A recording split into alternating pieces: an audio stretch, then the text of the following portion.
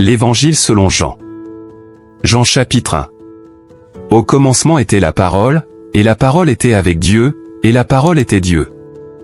Elle était au commencement avec Dieu. Toutes choses ont été faites par elle, et rien de ce qui a été fait n'a été fait sans elle. En elle était la vie, et la vie était la lumière des hommes. La lumière luit dans les ténèbres, et les ténèbres ne l'ont pas reçue. Il y eut un homme envoyé de Dieu, son nom était Jean. Il vint comme témoin, pour rendre témoignage à la lumière, afin que tous croient par lui. Il n'était pas la lumière, mais il vint pour rendre témoignage à la lumière. Cette lumière était la vraie lumière, qui éclaire tout homme venant dans le monde. Elle était dans le monde, et le monde a été fait par elle, et le monde ne l'a pas connue. Elle est venue chez elle, et les siens ne l'ont pas reçue. Mais à tous ceux qui l'ont reçue, à ceux qui croient en son nom, elle a donné le pouvoir de devenir enfants de Dieu, qui sont nés, non du sang, ni de la volonté de la chair, ni de la volonté de l'homme, mais de Dieu. La parole a été faite chair et a demeuré parmi nous, pleine de grâce et de vérité, et nous avons contemplé sa gloire, une gloire comme de l'unique Fils venu du Père. Jean lui rendit témoignage, et il a crié, disant, « C'est de lui que j'ai dit, celui qui vient après moi est venu avant moi, car il était avant moi. » Car nous avons tous reçu de sa plénitude, et grâce pour grâce, car la loi a été donnée par Moïse, la grâce et la vérité sont venues par Jésus-Christ. Nul n'a jamais vu Dieu, le Fils unique, qui est dans le sein du Père, lui l'a fait connaître. Cette vérité était le témoignage de Jean, quand les Juifs envoyèrent de Jérusalem des prêtres et des Lévites pour lui demander, « Qui es-tu » Il avoua, et ne nia point, il avoua, « Je ne suis pas le Christ. » Et ils lui demandèrent, « Que donc ? Es-tu Élie » Il dit, « Je ne le suis pas, es-tu le prophète » Il répondit, « Non. » Ils lui dirent donc, « Qui es-tu » afin que nous donnions une réponse à ceux qui nous ont envoyés. « Que dis-tu de toi-même » Il répondit, « Je suis la voix de celui qui crie dans le désert, rendez droit le chemin du Seigneur, comme a dit le prophète Ésaïe. » Ceux qui avaient été envoyés étaient des pharisiens. Ils lui posèrent encore cette question, « Pourquoi donc baptises-tu, si tu n'es ni le Christ, ni Élie, ni le prophète » Jean leur répondit, « Moi, je baptise d'eau, mais au milieu de vous se tient celui que vous ne connaissez pas, celui qui vient après moi, et qui est venu avant moi, dont je ne suis pas digne de délier la courroie de sa sandale. » Cela arriva à Bethanie, au-delà du Jourdain, où Jean baptisait. Le lendemain, Jean vit Jésus venir vers lui et il dit, « Voici l'agneau de Dieu, qui ôte le péché du monde. C'est de lui que j'ai dit, celui qui vient après moi est venu avant moi, car il était avant moi. Moi, je ne le connaissais pas, mais c'est pour que lui soit manifesté à Israël que je viens baptiser d'eau. » Jean rendit témoignage, en disant, « J'ai vu l'Esprit descendre du ciel comme une colombe et demeurer sur lui. Moi, je ne le connaissais pas, mais celui qui m'a envoyé baptiser d'eau, celui-là m'a dit, celui sur qui tu verras l'Esprit descendre et demeurer, c'est celui qui baptise du Saint-Esprit. Et j'ai vu, et j'ai rendu témoignage que celui-ci est le Fils de Dieu. » Le lendemain, Jean était là de nouveau, avec 2 de ses disciples. En voyant Jésus passer, il dit, « Voici l'agneau de Dieu. » Les 2 disciples entendirent ce qu'il disait, et ils suivirent Jésus. Jésus se retourna, et voyant qu'ils le suivaient, il leur dit, « Que cherchez-vous » Ils lui dirent, « Rabbi », ce qui se traduit, « Maître, où demeures-tu » Il leur dit, « Venez et voyez. » Ils allèrent donc et virent où il demeurait, et ils restèrent auprès de lui ce jour-là. C'était environ la 10e heure. André, le frère de Simon-Pierre, était l'un des 2 disciples qui avaient entendu ce que Jean avait dit et qui avait suivi Jésus.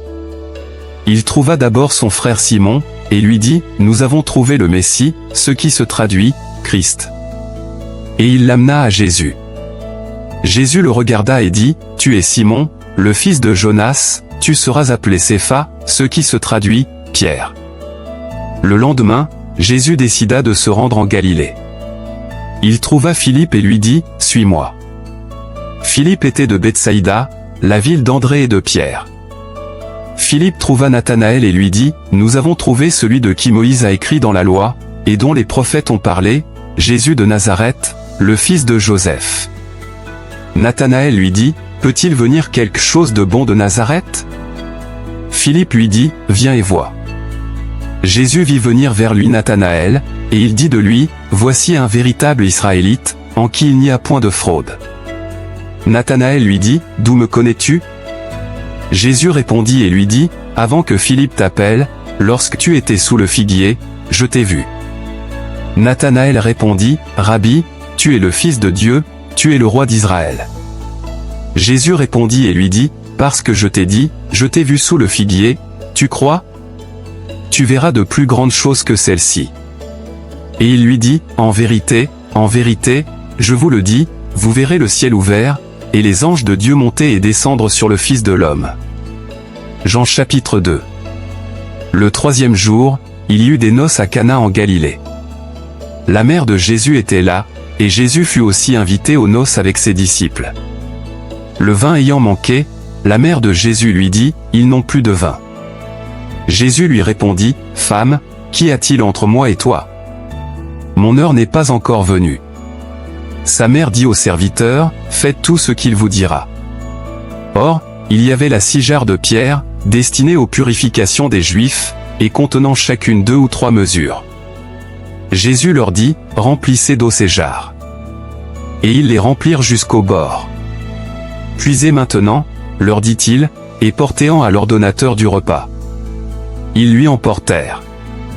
Quand l'ordonnateur du repas eut goûté l'eau changée en vin, ne sachant d'où venait ce vin, tandis que les serviteurs qui avaient puisé l'eau le savaient bien, il appela l'époux et lui dit, tout homme sert d'abord le bon vin, puis le moins bon après qu'on s'est enivré, toi, tu as gardé le bon vin jusqu'à maintenant. Tel fut, à Cana en Galilée, le premier des miracles que fit Jésus. Il manifesta sa gloire, et ses disciples crurent en lui. Après cela, il descendit à Capernaüm, avec sa mère, ses frères et ses disciples, et ils n'y demeurèrent que peu de jours. La Pâque des Juifs était proche, et Jésus monta à Jérusalem. Il trouva dans le temple les vendeurs de bœufs, de brebis et de pigeons, et les changeurs assis. Ayant fait un fouet avec des cordes, il les chassa. Tous du temple, ainsi que les brebis et les bœufs, il dispersa la monnaie des changeurs, renversa les tables, et dit aux vendeurs de pigeons, ôtez cela d'ici, ne faites pas de la maison de mon père une maison de trafic. Ses disciples se souvinrent qu'il est écrit, le zèle de ta maison me dévore. Les Juifs, prenant la parole, lui dirent, quel signe nous montres-tu, pour agir de la sorte? Jésus leur répondit, détruisez ce temple, et en 3 jours je le relèverai. Les Juifs dirent, il a fallu 46 ans pour bâtir ce temple, et toi, en 3 jours tu le relèveras. Mais il parlait du temple de son corps. C'est pourquoi, lorsqu'il fut ressuscité des morts, ses disciples se souvinrent qu'il avait dit cela, et ils crurent à l'écriture et à la parole que Jésus avait dite. Pendant qu'il était à Jérusalem, à la fête de Pâques, plusieurs crurent en son nom, voyant les miracles qu'il faisait. Mais Jésus ne se fiait point à eux, parce qu'il les connaissait tous, et parce qu'il n'avait pas besoin qu'on lui rendît témoignage d'aucun homme, car il savait lui-même ce qui était dans l'homme. Jean chapitre 3. Or, il y avait un homme d'entre les pharisiens, nommé Nicodème, un chef des Juifs. Cet homme vint, de nuit, trouver Jésus et lui dit, Rabbi, nous savons que tu es un docteur venu de Dieu, car personne ne peut faire ces miracles que tu fais, si Dieu n'est avec lui. Jésus lui répondit, en vérité, je te le dis, si un homme ne naît de nouveau, il ne peut voir le royaume de Dieu. Nicodème lui dit, comment un homme peut-il naître quand il est vieux? Peut-il rentrer dans le sein de sa mère et naître? Jésus répondit, en vérité, je te le dis, si un homme ne naît d'eau et d'esprit, il ne peut entrer dans le royaume de Dieu. Ce qui est né de la chair est chair, et ce qui est né de l'esprit est esprit. Ne t'étonne pas que je t'ai dit, il faut que vous naissiez de nouveau. Le vent souffle où il veut, et tu en entends le bruit, mais tu ne sais d'où il vient, ni où il va. Il en est ainsi de tout homme qui est né de l'esprit. Nicodème lui dit, comment cela peut-il se faire? Jésus lui répondit, tu es le docteur d'Israël, et tu ne sais pas cela. En vérité, je te le dis, nous disons ce que nous savons, et nous rendons témoignage de ce que nous avons vu, et vous ne recevez pas notre témoignage. Si vous ne croyez pas quand je vous ai parlé des choses terrestres, comment croirez-vous quand je vous parlerai des choses célestes? Personne n'est monté au ciel, si ce n'est celui qui est descendu du ciel, le Fils de l'homme qui est dans le ciel. Et comme Moïse éleva le serpent dans le désert, il faut de même que le Fils de l'homme soit élevé, afin que quiconque croit en lui ait la vie éternelle. Car Dieu a tant aimé le monde qu'il a donné son Fils unique, afin que quiconque croit en lui ne périsse point, mais qu'il ait la vie éternelle. Dieu, en effet, n'a pas envoyé son Fils dans le monde pour qu'il juge le monde, mais pour que le monde soit sauvé par lui. Celui qui croit en lui n'est point jugé, mais celui qui ne croit pas est déjà jugé, parce qu'il n'a pas cru au nom du Fils unique de Dieu. Et ce jugement c'est que, la lumière étant venue dans le monde, les hommes ont préféré les ténèbres à la lumière, parce que leurs œuvres étaient mauvaises. Car quiconque fait le mal est la lumière, et ne vient pas à la lumière, de peur que ses œuvres ne soient dévoilées, mais celui qui agit selon la vérité vient à la lumière, afin que ses œuvres soient manifestées, parce qu'elles sont faites en Dieu. Après cela, Jésus se rendit avec ses disciples dans la terre de Judée, et là, il demeurait avec eux, et il baptisait. Jean aussi baptisait à Hénon, près de Salim, parce qu'il y avait là beaucoup d'eau, et on y venait pour être baptisé. Car Jean n'avait pas encore été mis en prison. Or, il s'éleva de la part des disciples de Jean une dispute avec un juif touchant la purification. Ils vinrent trouver Jean, et lui dirent, « Rabbi, celui qui était avec toi au-delà du Jourdain, et à qui tu as rendu témoignage, voici, il baptise, et tous vont à lui. » Jean répondit, « Un homme ne peut recevoir que ce qui lui a été donné du ciel. Vous-même m'êtes témoin que j'ai dit, je ne suis pas le Christ, mais j'ai été envoyé devant lui.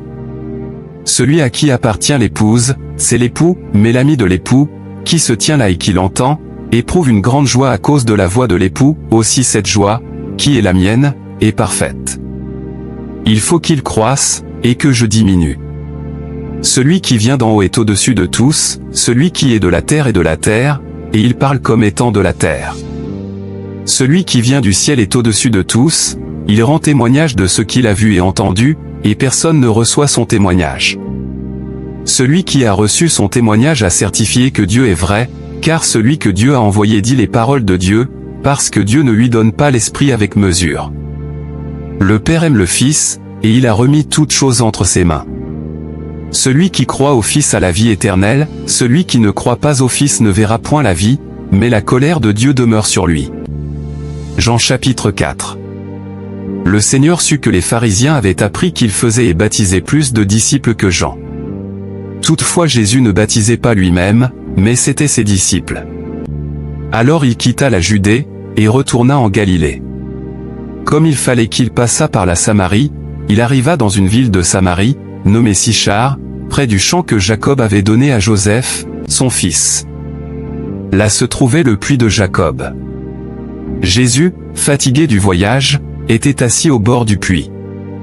C'était environ la 6e heure. Une femme de Samarie vint puiser de l'eau. Jésus lui dit, « Donne-moi à boire. » Car ses disciples étaient allés à la ville pour acheter des vivres. La femme samaritaine lui dit, « Comment toi, qui es juif, me demandes-tu à boire, à moi qui suis une femme samaritaine ?» Les Juifs, en effet, n'ont pas de relation avec les Samaritains. Jésus lui répondit, « Si tu connaissais le don de Dieu et qui est celui qui te dit, donne-moi à boire. Tu lui aurais toi-même demandé à boire, et il t'aurait donné de l'eau vive. » Seigneur, lui dit la femme, tu n'as rien pour puiser, et le puits est profond, d'où aurais-tu donc cette eau vive? Es-tu plus grand que notre père Jacob, qui nous a donné ce puits, et qui en a bu lui-même, ainsi que ses fils et ses troupeaux? Jésus lui répondit, quiconque boit de cette eau aura encore soif, mais celui qui boira de l'eau que je lui donnerai n'aura jamais soif, et l'eau que je lui donnerai deviendra en lui une source d'eau qui jaillira jusque dans la vie éternelle. La femme lui dit, Seigneur, donne-moi cette eau, afin que je n'ai plus soif, et que je ne vienne plus puiser ici. Va, lui dit Jésus, appelle ton mari, et viens ici.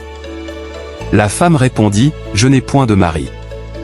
Jésus lui dit, tu as eu raison de dire, je n'ai point de mari. Car tu as eu 5 maris, et celui que tu as maintenant n'est pas ton mari. En cela tu as dit vrai. Seigneur, lui dit la femme, je vois que tu es prophète. Nos pères ont adoré sur cette montagne, et vous dites, vous, que le lieu où il faut adorer est à Jérusalem.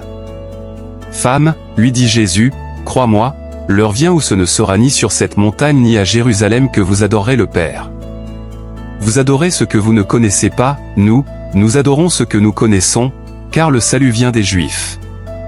Mais l'heure vient, et elle est déjà venue, où les vrais adorateurs adoreront le Père en esprit et en vérité, car ce sont là les adorateurs que le Père demande. Dieu est esprit, et il faut que ceux qui l'adorent l'adorent en esprit et en vérité. La femme lui dit, je sais que le Messie doit venir, celui qu'on appelle Christ, quand il sera venu, il nous annoncera toutes choses. Jésus lui dit, je le suis, moi qui te parle. Là-dessus arrivèrent ses disciples, qui furent étonnés de ce qu'il parlait avec une femme. Toutefois, aucun ne dit, que demandes-tu? Ou, de quoi parles-tu avec elle? Alors la femme, ayant laissé sa cruche, s'en alla dans la ville, et dit aux gens, venez voir un homme qui m'a dit tout ce que j'ai fait, ne serait-ce point le Christ? Ils sortirent de la ville, et ils vinrent vers lui. Pendant ce temps, les disciples le pressaient de manger, disant, Rabbi, mange. Mais il leur dit, j'ai à manger une nourriture que vous ne connaissez pas. Les disciples se disaient donc les uns aux autres, quelqu'un lui aurait-il apporté à manger? Jésus leur dit, ma nourriture est de faire la volonté de celui qui m'a envoyé, et d'accomplir son œuvre. Ne dites-vous pas qu'il y a encore 4 mois jusqu'à la moisson? Voici, je vous le dis, levez les yeux, et regardez les champs qui déjà blanchissent pour la moisson. Celui qui moissonne reçoit un salaire, et amasse du fruit pour la vie éternelle, afin que celui qui sème et celui qui moissonne se réjouissent ensemble. Car en ceci ce qu'on dit est vrai, autre est celui qui sème, et autre celui qui moissonne. Je vous ai envoyé moissonner ce que vous n'avez pas travaillé, d'autres ont travaillé, et vous êtes entrés dans leur travail. Plusieurs Samaritains de cette ville crurent en Jésus à cause de cette déclaration formelle de la femme, il m'a dit tout ce que j'ai fait. Aussi, quand les Samaritains vinrent le trouver, ils le prièrent de rester avec eux. Il y resta 2 jours. Un bien plus grand nombre crurent à cause de sa parole, et il disait à la femme, ce n'est plus à cause de ce que tu as dit que nous croyons, car nous l'avons entendu nous-mêmes, et nous savons qu'il est vraiment le Sauveur du monde. Après ces 2 jours, Jésus partit de là pour se rendre en Galilée, car il avait déclaré lui-même qu'un prophète n'est pas honoré dans sa patrie. Lorsqu'il arriva en Galilée, il fut bien reçu des Galiléens, qui avaient vu tout ce qu'il avait fait à Jérusalem pendant la fête, car eux aussi étaient allés à la fête. Il retourna donc à Cana en Galilée, où il avait changé l'eau en vin. Il y avait à Capernaüm un officier du roi, dont le fils était malade. Ayant appris que Jésus était venu de Judée en Galilée, il alla vers lui, et le pria de descendre et de guérir son fils, qui était près de mourir. Jésus lui dit, si vous ne voyez des miracles et des prodiges, vous ne croyez point. L'officier du roi lui dit, Seigneur, descends avant que mon enfant ne meure. Va, lui dit Jésus, ton fils vit. Et cet homme crut à la parole que Jésus lui avait dite, et il s'en alla. Comme déjà il descendait, ses serviteurs venant à sa rencontre, lui apportèrent cette nouvelle, ton enfant vit. Il leur demanda à quelle heure il s'était trouvé mieux, et ils lui dirent, hier, à la 7e heure, la fièvre l'a quitté. Le père reconnut que c'était à cette heure-là que Jésus lui avait dit, ton fils vit. Et il crut, lui et toute sa maison. Jésus fit encore ce second miracle lorsqu'il fut venu de Judée en Galilée. Jean chapitre 5. Après cela, il y eut une fête des Juifs, et Jésus monta à Jérusalem. Or, à Jérusalem, près de la porte des brebis, il y a un réservoir, qui est appelé en hébreu Bethesda, et qui a 5 portiques. Sous ces portiques étaient couchés en grand nombre des malades, des aveugles, des boiteux, des paralytiques, qui attendaient le mouvement de l'eau, car un ange descendait de temps en temps dans le réservoir et agitait l'eau, et celui qui y descendait le premier après que l'eau avait été agitée était guéri, quelle que fût sa maladie. Là se trouvait un homme malade depuis 38 ans. Jésus, l'ayant vu coucher, et sachant qu'il était malade depuis longtemps, lui dit, veux-tu être guéri? Le malade lui répondit, Seigneur, je n'ai personne pour me jeter dans le réservoir quand l'eau est agitée, et, pendant que j'y vais, un autre descend avant moi. Lève-toi, lui dit Jésus, prends ton lit, et marche. Aussitôt cet homme fut guéri, il prit son lit, et marcha. C'était un jour de sabbat. Les Juifs dirent donc à celui qui avait été guéri, « C'est le sabbat, il ne t'est pas permis d'emporter ton lit. » Il leur répondit, « Celui qui m'a guéri m'a dit, prends ton lit, et marche. » Ils lui demandèrent, « Qui est l'homme qui t'a dit, prends ton lit, et marche ?» Mais celui qui avait été guéri ne savait pas qui c'était, car Jésus avait disparu de la foule qui était en ce lieu. Depuis, Jésus le trouva dans le temple, et lui dit, « Voici, tu as été guéri, ne pêche plus, de peur qu'il ne t'arrive quelque chose de pire. » Cet homme s'en alla, et annonça aux Juifs que c'était Jésus qui l'avait guéri. C'est pourquoi les Juifs poursuivaient Jésus, parce qu'il faisait ces choses le jour du sabbat. Mais Jésus leur répondit, « Mon Père agit jusqu'à présent, moi aussi, j'agis. » À cause de cela, les Juifs cherchaient encore plus à le faire mourir, non seulement parce qu'il violait le sabbat, mais parce qu'il appelait Dieu son propre Père, se faisant lui-même égal à Dieu. Jésus reprit donc la parole, et leur dit, « En vérité, je vous le dis, le Fils ne peut rien faire de lui-même, il ne fait que ce qu'il voit faire au Père, et tout ce que le Père fait, le Fils aussi le fait pareillement. Car le Père aime le Fils, et lui montre tout ce qu'il fait, et il lui montrera des œuvres plus grandes que celles-ci, afin que vous soyez dans l'étonnement. Car, comme le Père ressuscite les morts et donne la vie, ainsi le Fils donne la vie à qui il veut. Le Père ne juge personne, mais il a remis tout jugement au Fils, afin que tous honorent le Fils comme ils honorent le Père. Celui qui n'honore pas le Fils n'honore pas le Père qui l'a envoyé. En vérité, je vous le dis, celui qui écoute ma parole, et qui croit à celui qui m'a envoyé, a la vie éternelle et ne vient point en jugement, mais il est passé de la mort à la vie. En vérité, je vous le dis, l'heure vient, et elle est déjà venue, où les morts entendront la voix du Fils de Dieu, et ceux qui l'auront entendu vivront. Car, comme le Père a la vie en lui-même, ainsi il a donné au Fils d'avoir la vie en lui-même. Et il lui a donné le pouvoir de juger, parce qu'il est Fils de l'homme. Ne vous étonnez pas de cela, car l'heure vient où tous ceux qui sont dans les sépulcres entendront sa voix, et en sortiront. Ceux qui auront fait le bien ressusciteront pour la vie, mais ceux qui auront fait le mal ressusciteront pour le jugement. Je ne puis rien faire de moi-même, selon ce que j'entends, je juge, et mon jugement est juste, parce que je ne cherche pas ma volonté, mais la volonté de celui qui m'a envoyé. Et si c'est moi qui rends témoignage de moi-même, mon témoignage n'est pas vrai.